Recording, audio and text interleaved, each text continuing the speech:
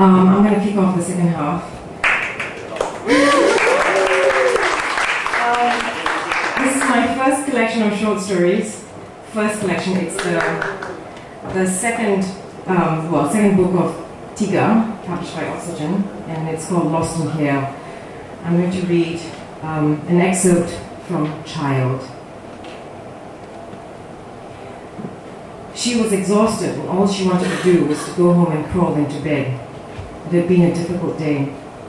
She got into her car and pulled away.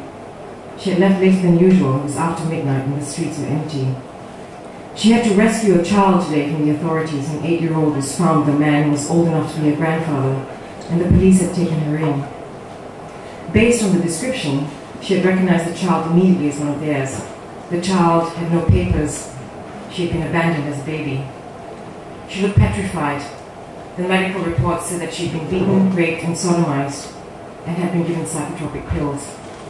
She took the girl into her arms and hugged her. The child sobbed and clung on to her. Back at the shelter, she bathed and cleaned the girl, dressed her wounds, and fed her some porridge.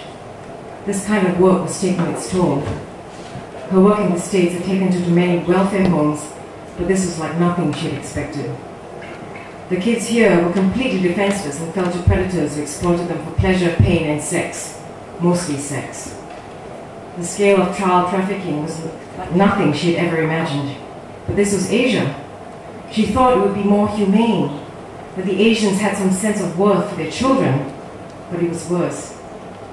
She had seen men who were like animals, worse than sin, selling their children to brothels and then coming back as customers. She had befriended women who sold their weary bodies while their children roamed the streets until their squalid rooms were free again for the night. She had heard of babies bought and sold by the kilo on the black market. More for fair babies, less for dark ones. Some were sold for sticks of shabu. Some were sold into sex. Some to real families who would love them. It gave her nightmares. Some nights she could not sleep at all. She had seen more on the streets here in 6 months than she had had her entire life. The girl was given a bed and she gladly went under the covers and curled up.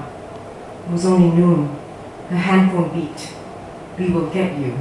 Mind your own business, Matsali, Bodo." It was unlisted. Threats were part and parcel of this job. One just got used to it.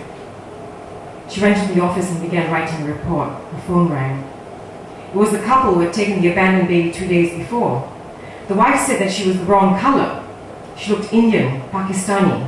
They wanted a Chinese baby. They were returning her in an hour and they wanted 10,000. She cursed silently and held her breath. 10,000 in 1 hour. How the hell was she going to find the money? Thank you!